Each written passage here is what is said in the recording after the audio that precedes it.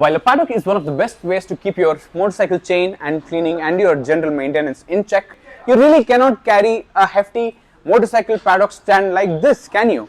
If you want to go on a really long ride, I really cannot imagine myself riding with this hanging around my back. Of course not.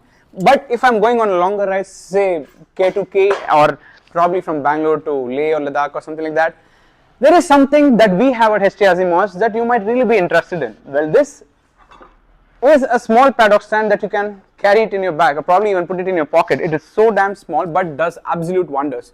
What this does basically is a set of rollers that comes on this, and all you have to do is place your bike on this, push it a little, and it just exactly sits here, and you can actually turn your wheel on your own. This is a really genius piece of equipment out there, and for a very small price of under 1000 rupees. I really cannot imagine something which is more practical than this on your next ride.